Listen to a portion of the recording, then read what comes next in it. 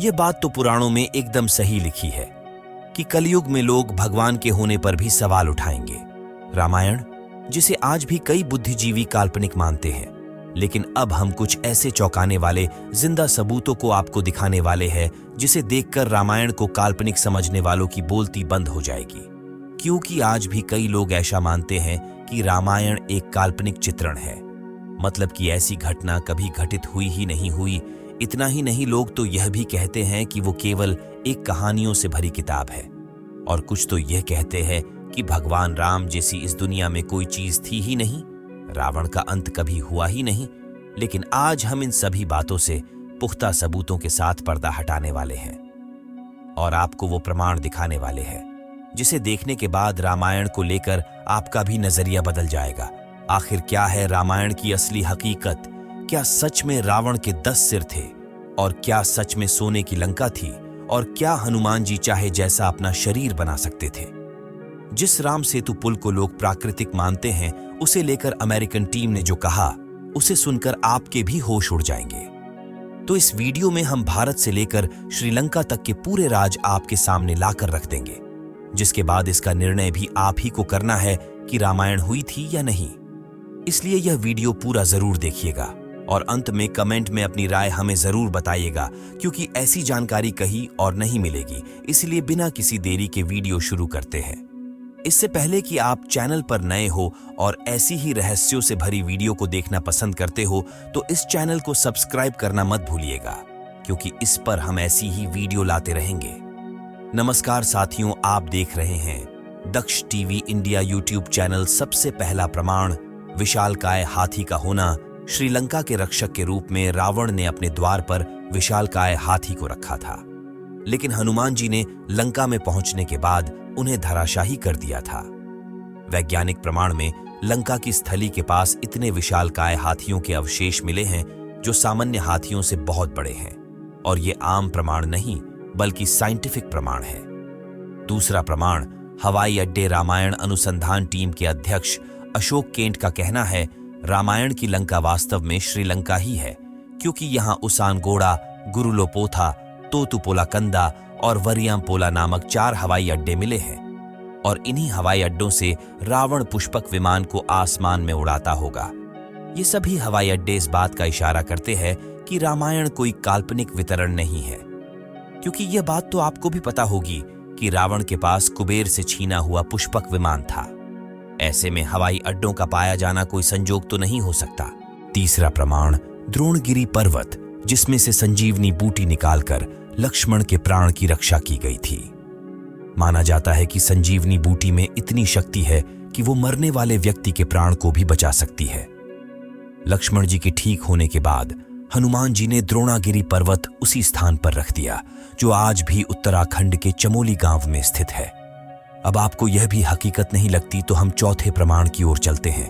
Number 4, Lepakshi मंदिर। सीता हरण के बाद रावण माता सीता को जिस मार्ग से लंका ले जा रहे थे, उस मार्ग पर राम भक्त जटायु ने रावण को युद्ध के लिए रोका था, लेकिन रावण ने जटायु के दोनों पंजों को काटकर उन्हें गंभीर रूप से घायल कर दिया, जिसके बाद वो घायल अवस्था में ही श्री राम के सामने प्रकट हुए और उन्होंने भगवान राम की गोद में ही अपने प्राण त्याग दिए।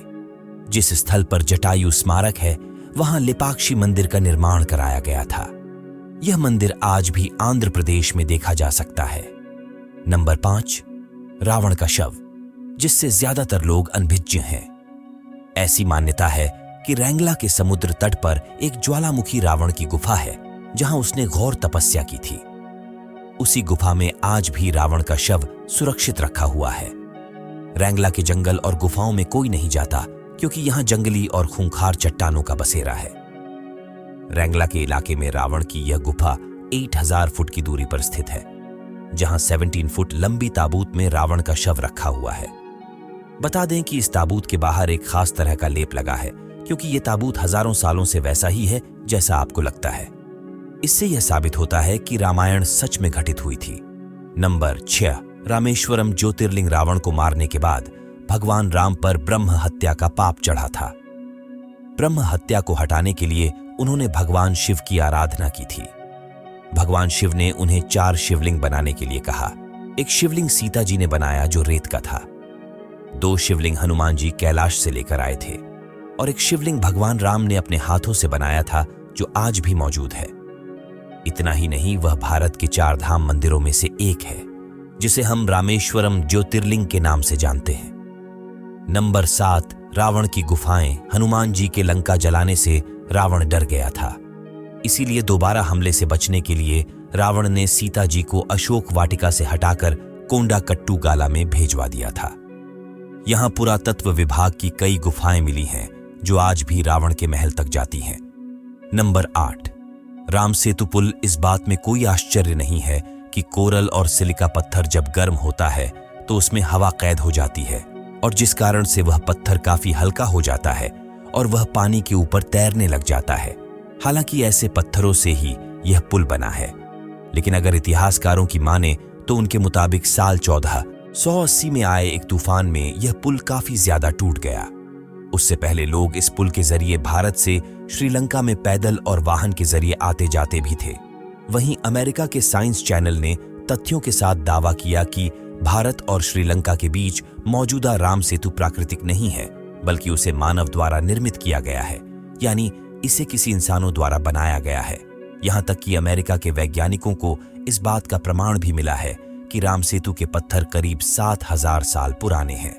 और आपको यह जानकर हैरानी होगी कि हमारी रामायण भी उसी समय घटित हुई थी। नंबर 9, रावण का महल। दोस्तों, रामायण में वर्णन है कि रावण सोने की लंका में रहता था जिसे हनुमान जी ने जला दिया था। पुरातत्व विभाग को श्रीलंका में एक महल मिला है जिसे रामायण काल का ही बताया जाता है। नंबर 10, काली मिट्टी का होना।